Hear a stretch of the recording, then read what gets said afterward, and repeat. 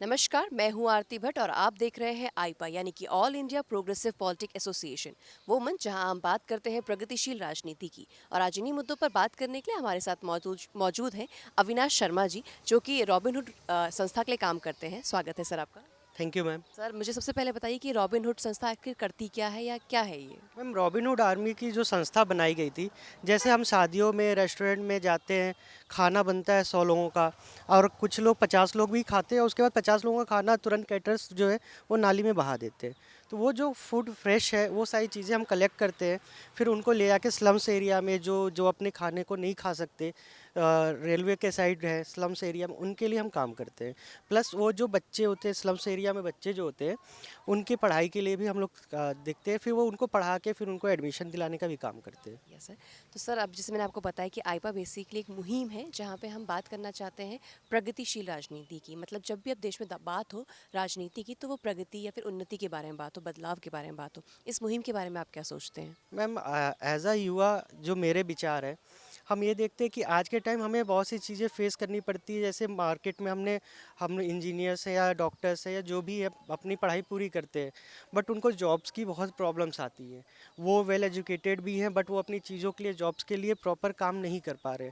तो हम ये चाहते हैं कि अगर प्राइवेट भी, ज़रूरी नहीं कि गवर्नमेंट काम ही पूरे पाए, अगर प्राइवेट सेक्टर्स में भी, सेमी गवर्नमेंट सेक्टर्स में भी अगर कोई वैकेंसी या कुछ चीज़ें आती है जिससे उनका भला हो सके, वो अच्छी चीज़ है। प्लस ये है कि बहुत ही गरीब, जैसे लॉकडाउन के टाइम स्लम्स एरिया के लोगों को काफ़ी प्रॉब्लम्स हुई थी, उनको खाने पीने की चीज़ें नहीं हुई थी।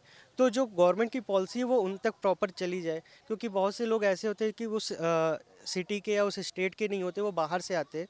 तो कुछ एक अल्टरनेटिव पॉलिसी भी बनाई जाए जिनसे उनके सारे काम हो सके। सर, अभी अगर हम राजनीति की बात करें या जो भी तौर तरीके अभी प्रचलन में है, आप उससे कितना संतुष्ट हैं? सरकार जिस तरह से काम कर रही है या फिर विपक्षी पार्टियां जिस तरह से राजनीति हमारे देश में चल रही है, उससे आप कितना संतुष्ट हैं या नहीं है, या फिर उसमें क्या बदलाव चाहते हैं? मैम संतुष्ट तो हर कोई हर पॉइंट से नहीं हो सकता, बट अभी जो चीज़ें चल रही हैं, अगर हम कंपेयर करें पिछले 10 सालों में और अभी में, बहुत सी चीज़ें डेवलपमेंट में चेंजेस हुई, इंफ्रास्ट्रक्चर चेंजेस हुई, हम लोग की स्टडीज़ में बहुत सी चेंजेस आए हैं।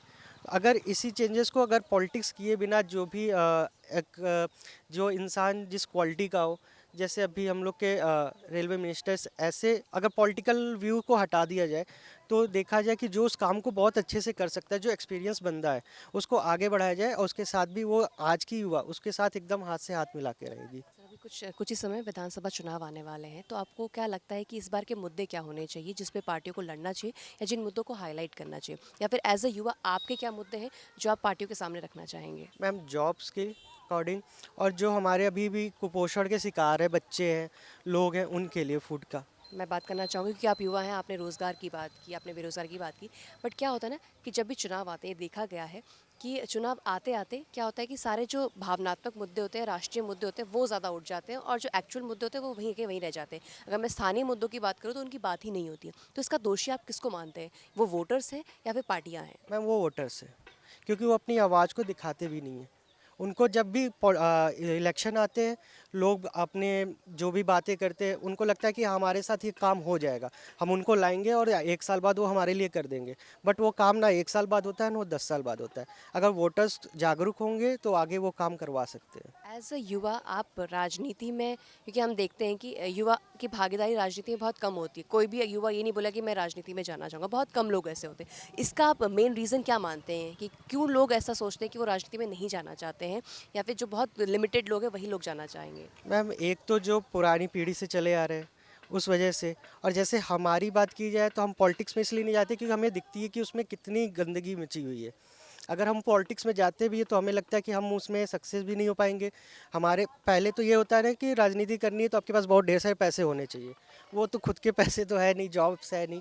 और अगर हम जाते भी है तो जो पहले से चीज़ें चली आ रही वो हमें दबा देंगे, इस वजह से आगे कोई बढ़ता नहीं है। बहुत बहुत शुक्रिया सर, आपसे बात करके बहुत अच्छा लगा। तो ये थे अविनाश जी। हमारे चैनल से जुड़े रहने के लिए इसे लाइक, शेयर और सब्सक्राइब करना ना भूलें। धन्यवाद।